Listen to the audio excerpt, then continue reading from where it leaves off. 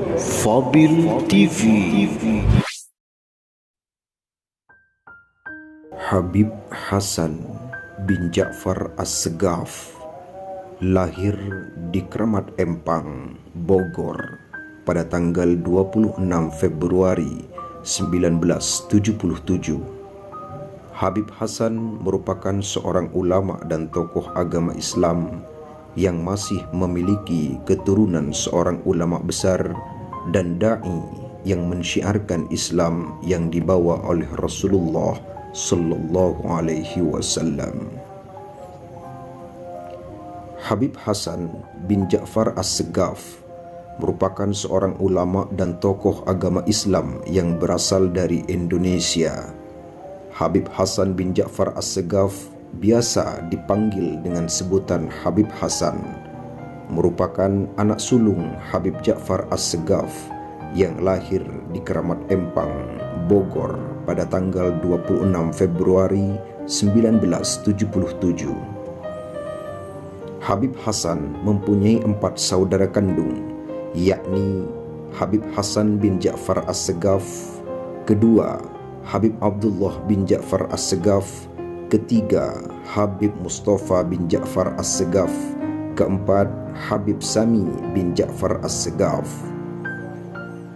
Habib Hasan mulai berusaha bisa mengaji pada Syekh Utsman Baroja sewaktu kecil dan mempelajari ilmu-ilmu Islam pada syekh-syekh yang lain sehingga ia menguasai pengetahuan Islam dan dapat menjadi pemimpin Majelis Ta'lim Nurul Mustafa, Jakarta Selatan. Habib Hasan memulai pendidikan resmi seperti biasa, SD, SMP, dan SMA, dan selanjutnya dilanjutkan di IAIN Sunan Ampel, Malang. Selepas menuntut pengetahuan yang ia cari dari kota Malang, kemudian Habib Ja'far memutuskan berusaha bisa bersama alim ulama di Jakarta dengan para kiai-kiai dan para habaib. Pada tahun 1997, untuk pertama kalinya Habib Hasan bin Ja'far As-Segaf berdakwah yang dimulai di daerah Sukabumi, Jawa Barat. Di sana Habib Hasan berdakwah dengan izin Allah Subhanahu wa taala, mendapatkan jamaah sebanyak 500 orang. Lalu Habib Hasan pulang ke Bogor dikarenakan umi dari Habib Hasan sakit.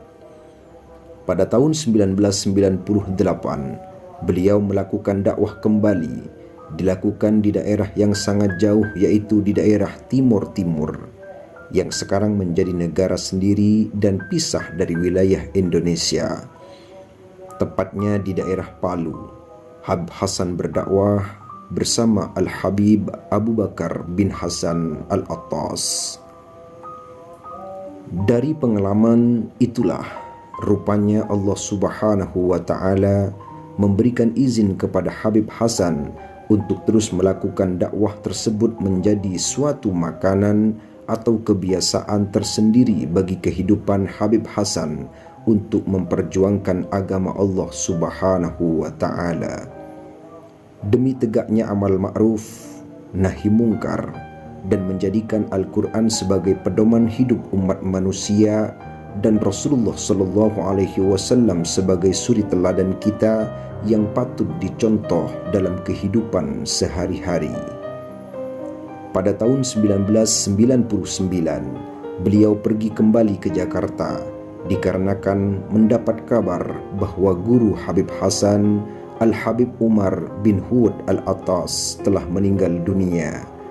Dari situlah Habib Hasan melihat Jakarta yang dipenuhi oleh para pemuda suka hura-hura dan senang melakukan maksiat kepada Allah Subhanahu wa taala, tidak mengenal Allah Subhanahu wa taala dan Nabi Muhammad sallallahu alaihi wasallam, serta pemuda yang sangat jauh dari ketakwaan, sering berbuat maksiat, jauh dari sunnah-sunnah Nabi Muhammad sallallahu alaihi wasallam. Kurang mengetahui wali-wali, tidak mengenal kitab-kitab salafus salihin yang dibawakan para ulama, sehingga tidak mengetahui keutamaan salawat. Dikarenakan keadaan Jakarta yang bermacam-macam karakter dan berbagai fenomena maksiat, Habib Hasan tersentak untuk berdakwah kepada pemuda di Jakarta. Karena belum ada celah dan tempat untuk berdakwah di Jakarta, akhirnya beliau kembali ke Bogor untuk membantu orang tua Habib Hasan untuk berdagang, berjualan kain yang berkodi-kodi jumlahnya. Biasanya Habib Hasan menjual kain sehari habis 18 kodi koin.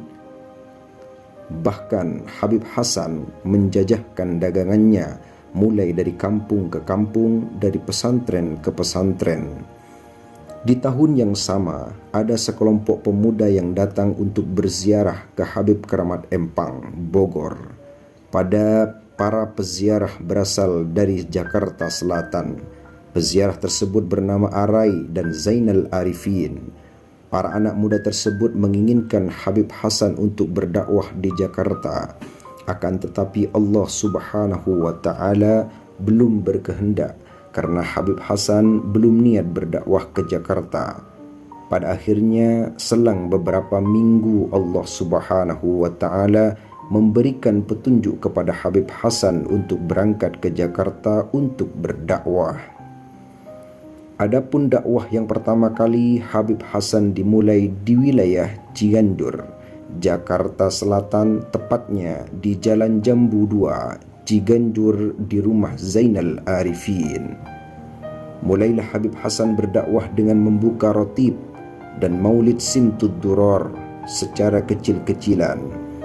Baru berapa hari di Jakarta untuk berdakwah, Habib Hasan sudah mendapatkan ujian baik bersifat zahir dan batin. Pada tahun 2000 mulailah Habib Hasan untuk membuat pengajian rotib yang diikuti oleh 20 orang jamaah. Seminggu kemudian berkurang jemaahnya menjadi 15 orang saja yang mengikuti pengajian ini hari demi hari. Minggu demi minggu, jamaah bukan bertambah tetapi berkurang. Dengan kondisi yang seperti ini, tidak mengurangi gairah untuk berdakwah di jalan Allah Subhanahu wa Ta'ala, karena Habib Hasan tidak memandang manusia, tetapi ini semua untuk Allah Subhanahu wa Ta'ala. Pada akhirnya ujian demi ujian Habib Hasan lewati. Para penduduk kembali lagi untuk mengikuti pengajian yang dipimpin langsung oleh Habib Hasan sendiri. Sampai 50 jamaah yang mengikuti pengajian ini. Dari tahun ke tahun terus bertambah lagi menjadi 100 orang jamaah.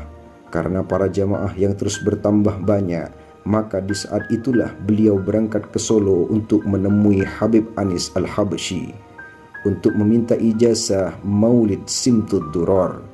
Diizinkanlah oleh Habib Anis Al-Habsyi untuk membawakan maulid Simtud Duror. Mulailah Habib Hasan membuka pengajian dengan menggunakan maulid Simtud Duror. Pada saat itu maulid diadakan di wilayah Ciganjur ataupun Kampung Kandang.